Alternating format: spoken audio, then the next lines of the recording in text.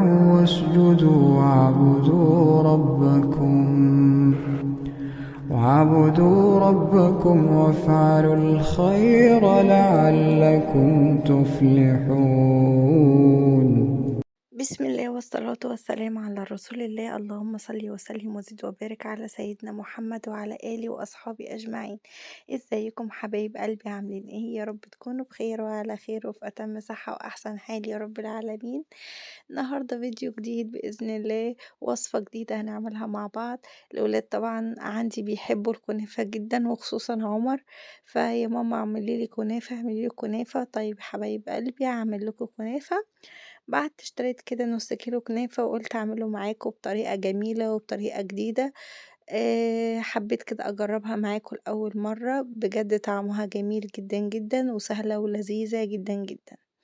تعالوا نشوف الطريقة اللي انا عملت بيها الكنافة الجميلة ديت. بس قبل اي حاجة، لو لسه مش مشتركين اشتركوا في القناة، فعلوا الجرس عشان يوصلكوا كل جديد، واعملوا لايك للفيديو. اهم حاجة ان انتوا تدعموا الفيديو بلايك، تشاهدوا الفيديو لحد الآخر. أول حاجة بنبتدي بيها وبنعملها إن إحنا نعمل السيرب اللي هو الشربات بتاع الكنافة اللي إحنا بنسقي بيه الكنافة دلوقتي زي ما انتوا شايفين. طبعا لازم أعمله أول حاجة علشان أسيبه يبرد، وبعد كده بقى أشتغل في الكنافة بتاعتي، عشان طبعا لازم نسقي الكنافة بتاعتنا تبقى طالعة من الفرن سخنة، ونسقي الشربات بتاعنا يكون بارد. تعالوا كده نشوف طريقة الكنافة بتاعتنا. كنافة مفيش أسهل، بصوا مفيش أسهل من كده طريقة، وأسهل ما يمكن تقدري تعملي الكنافة بطريقة سهلة وبسيطة. جبت نص كيلو كنافة، تمام، زي ما هتشوفوا معايا، وهجيب بولة كده فاضية واجيب الكنافة بتاعتي وابتدي أقطعها حتت بقى صغيرة كده، تمام، وافرطها. طبعا لو الكنافة دي عندك في التلاجة محطوطة في الفريزر هتفك معاكي كده، يا دوبك كده تفكيها بايديكي هتلاقيها بتتفتفت معاكي. طبعا الكنافة دي عايزة اقول لكم طازة يعني، تمام.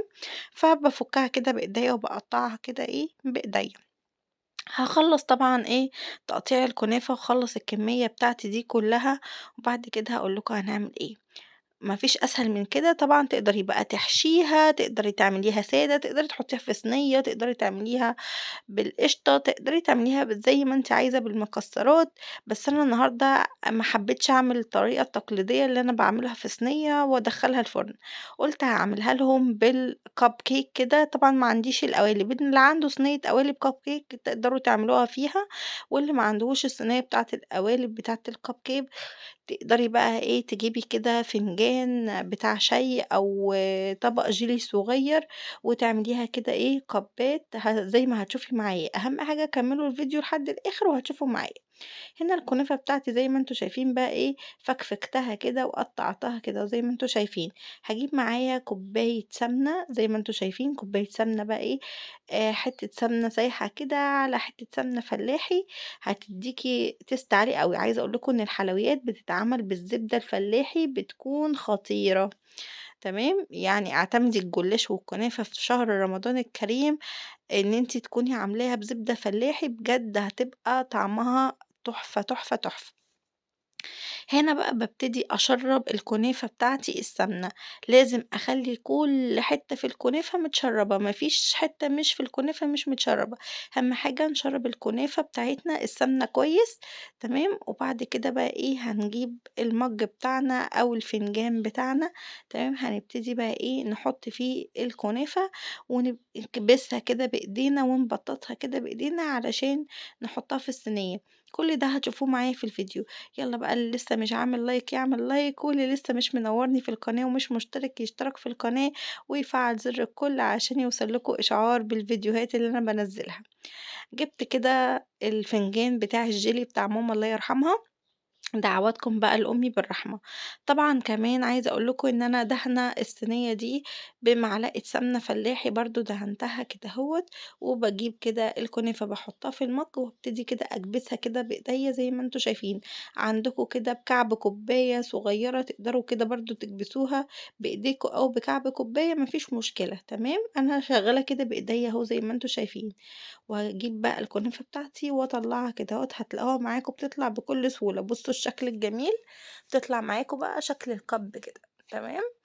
أشكِّل طبعًا الكمية بتاعتي كلّها، طبعًا باعمل معاكم كده كام واحدة علشان كده إيه، تشوفوا معايا بالضبط التفاصيل، تمام.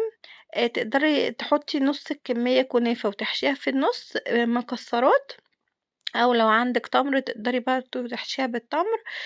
في ناس بتحشي بالتمر، في ناس بتحشي مكسّرات، براحتك زي ما أنتِ حابة. أنا ما كانش عندي بصراحة يعني مكسّرات، وبعدين إحنا عندي الولاد مش بيحبّوا التمر، حاجة جديدة عليهم إن هُم يعني إيه، ياكلوا كنافة محشية تمر، فمش هيحبوها لو كنت عملتها لهم بالتمر. فلو كان عندي مكسّرات كنت حطّيت، بس أنا إيه، مش عندي مكسّرات فعملتها إيه، سادة. وإحنا أصلًا بنحب كده بطبيعتنا بنحب الكنافة السادة يعني. تمام. فزي ما أنتم شايفين كده عملت التانية أهي معاكم، وأدي التالتة برضه باعملها معاكم، سهلة جدًا، هتعجب الأولاد، شكل جديد غير الشكل التقليدي بتاع الصواني، وحطي في الصينية وتقطّعيها. عايزة أقول لكم ما قعدتش، عملت النُص كيلو عملوا معايا حوالي مش عارفة، والله مش فاكرة، عملوا 12 مَج أو 10 مَجّات، يعني 10 وحدات تقريبًا أو 9 وحدات، مش فاكرة العدد بالضبط. بس عايزة أقول لكم إن هي ما قعدتش. هُم ما صدّقت الكنافة طلعوا من الفرن ويا دوبك بردت شوية وأكلوها بالهنا والشفا، يعني عاملاها بعد الفطار. آمم ما كانش جه علينا السحور إلا لمّا كانت الكنافة دي كده كلّها خلصت. بُصّوا بألف هنا وشفا وما شاء الله، ده كده النُص كيلو عمل معايا الصينية الحلوة دي. جِبت كده بقى إيه، سمنة كده مسيّحاها، معلقة زبدة بقري تمام، اللي هي برضه الفلاحي دي، تمام، مسيّحاها، وباخد كده معلقة سمنة على كل كوباية، باروح كده إيه مشرّباها السمنة، مع إن هي فيها سمنة، بس إيه، تدّيها بقى التحميصة والحرمشة الجميلة اللي بتبقى في الكنافة. فباسقسق كده السمنة على الكنافة بتاعتي، وهادخّلها على الرف الوسطاني لمدة 30 دقيقة، تطلع معاكِ بقى بالشكل الخطير اللي أنتم شُفتوه في أول الفيديو، جميلة جدًا، تمام. تعالوا بقى إيه أورّيكم الشربات بيتعمل إزاي. 3 كوبايات من السكر تمام، عليهم كوبايتين مَيّة، 3 كوبايات من السكر عليهم كوبايتين مَيّة. أديني حطيت 3 سكر وهاحط أهو، أدي 1 مَيّة وأدي التانية. قلّبيهم وارفعيهم على النار، وأول ما يغلوا معاكِ أول غلوة تروحي عصرة نُص ليمونة كده وتسيبيه 7 دقايق على النار، هيبقى معاكِ السيرب بتاعِك أو الشربات بتاعِك جاهز معاكِ. وأدي كده الفرن بتاعي سِخن، حطيتها على الرف الوسطاني، وهنا كده خلاص الشربات بتاعي غلى، حطيت نُص ليمونة واسيبه كده لحد ما يعقد معايا ويبقى كده شربات كده حلو، ونسقي بيه الكنافة بتاعتنا لمّا تطلع من الفرن. زي ما قُلت لكم لازم الكنافة تكون سخنة والشربات يكون بارد. وأدي الكنافة بتاعتي بعد ما طلعت من الفرن، بُصّوا بتتكلم عن نفسها، يعني ما شاء الله جميلة جدًا. تحفة. شايفين بقى الجمال والحلاوة دي؟ اعملوا بقى كده لايك للفيديو وشجعوا قناتي ودعموني كده وقفوا جنبي.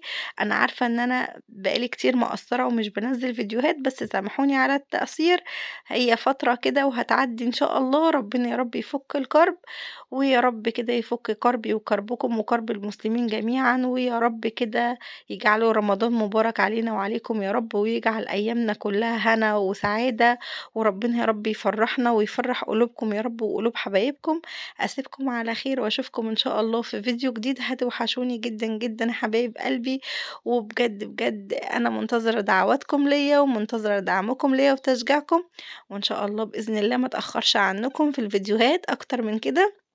كده بنكون وصلنا لنهاية الفيديو، وأشوفكم إن شاء الله في فيديو جديد وفي وصفة جديدة وروتين جديد، وهتوحشوني جدًا، واستودعكم الله الذي لا تضيع ودائعه. مع السلامة حبايب قلبي، في أمان الله، باي باي.